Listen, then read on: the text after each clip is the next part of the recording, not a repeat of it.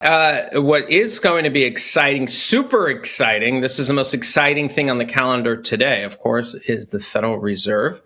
The markets are expecting the FOMC, the Federal Open Market Committee, to raise rates by 25 basis points. But is it going to be one and done? Joining us now to discuss what it could mean for the crypto markets is Head of Growth and Capital Markets for Maple, Quinn Thompson. Welcome, Quinn. Hey, thanks for having me, guys.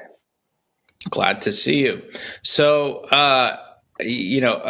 one and done. That's been kind of the consensus. I'm not buying it. I haven't bought it at all. Jen can tell you how annoying I've been about this. It's true. We've seen. You look at the Fed Fund futures market. It had a 25 basis point hike now, but going forward for a while, nothing else. That's kind of starting to change. What's your take? Yeah, look, Lawrence, the market's been consistently mispricing the Fed hikes to the downside this whole hiking cycle. And really the low-hanging fruit in the battle against inflation has already been harvested. So just alone this month, you have oil up 16%, pushing against year-to-date highs, agricultural commodities up 6%, pushing against post-Russia 2022 invasion highs, and now housing has found a bottom and turning higher. So if I'm Jerome Powell and I believe my measure of success is getting inflation back down, I'm not comfortable. And this isn't just a Jay Powell thing. The Fed just doesn't have the tools to fight inflation when the fiscal spending is this far out of control. And so there's a big circular problem here, because each time they go to hike rates, they're actually putting the fiscal side further into deficit, which causes more money printing. And so this is called fiscal dominance. And on top of that, you have Yellen and the Fed basically doing de facto yield curve control. The BTFP facility in March, and then Yellen's shift to short-dated bills to refill the TGA, the last couple months has kept long bond yields capped. And that's exactly what they need to work through the economy to kind of bring down the exuberance. So, it's hard to see the economy falling apart at these spending levels. And, I just think the Fed has a lot more room to hike, particularly because looking at these forward indicators, inflation is actually turning higher. I can't believe it, because there are all these geniuses on all the business channels telling me that the Fed has no credibility, and of course they're going to just cave because that's just the way things are, and buy my newsletter and whatever and all this stuff. So you're telling me those guys are lying to me? Have I been lied to? Oh my God. I think the backward-looking CPI indicators, aren't the best judge of forward-looking markets. So speaking of forward-looking markets, we had WorldCoin go live this week. 10 billion, fully diluted. This is 10 billion coins outstanding that will come to market. So that puts the fully diluted value at something like 20-something billion. I think it makes it more valuable. If that's the case, it's more valuable than Dogecoin, which is shocking. Slightly less than USDC. It would be a top 10 coin, assuming people are paying attention to. Is that really what's going on? I mean, are people paying attention to the fully diluted value of WorldCoin and are pricing it correctly? And what does this all mean?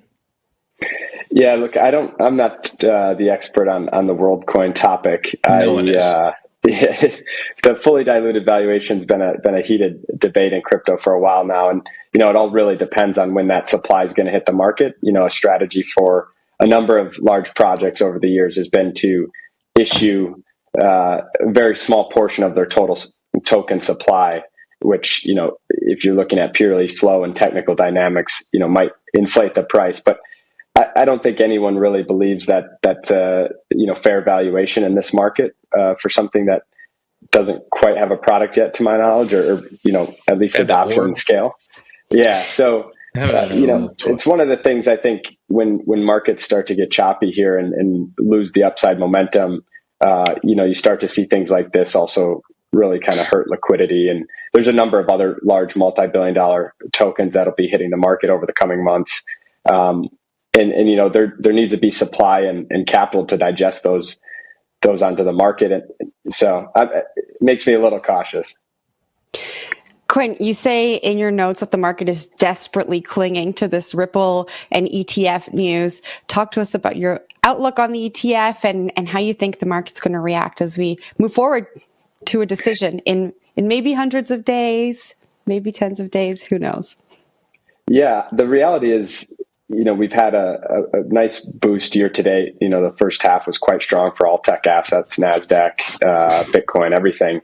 But the underlying problems are still there. Stablecoin total supply is continues to make new lows and decreasing. Capital inflows to the space, to VC, to other sorts of investment vehicles just aren't there. There's been fits and bouts, but it hasn't been consistent. And so the fact that there was no follow through post the Ripple announcement, which came after the ETF hysteria, it just shows there's still, despite the positive catalysts on the horizon, there's still not those big tailwinds kind of coming into the market on the capital side. And so on the bright side, I think there's some very interesting opportunities that, particularly if the sell-offs continue, will be created. I'm very constructive on the ETF personally happening.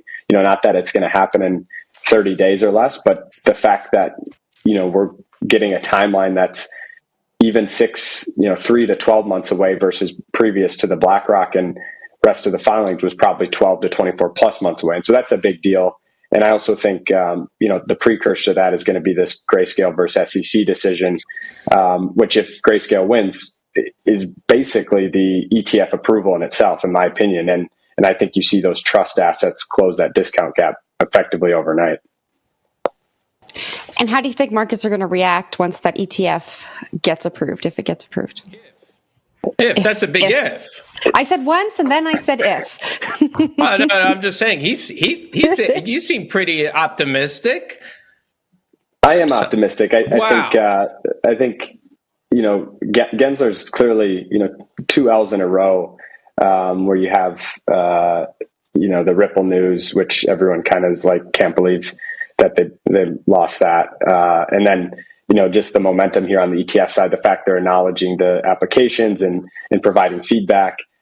The signs are there, and even on both sides of the political alley, we're seeing presidential candidates, congressional candidates being supportive of the industry. So I think he needs to let off the aggression a little bit, and the easiest way to do that is a Bitcoin ETF. And the reaction following, it all depends on what the market does, leading up to that moment and where things are. I think now that we've backed off a little bit and there's been some consolidation here, I would imagine an ETF would continue to power us, as that creates this more efficient vehicle for investment capital to flow into the space. And it also, I think, could align quite nicely if inflation starts coming back. We start seeing gold rallying and Bitcoin kind of following that. So I'm optimistic. I just think there's some hiccups to work through here on the liquidity and macro side. Unless Gensler was beat up in the schoolyard as a kid and he's getting out revenge now. So I think there are a lot of other factors going on here. That's right. I mean, if his political aspirations are still there, and then you have, Democrats and Republicans now being supportive, you kind of got to come to the table.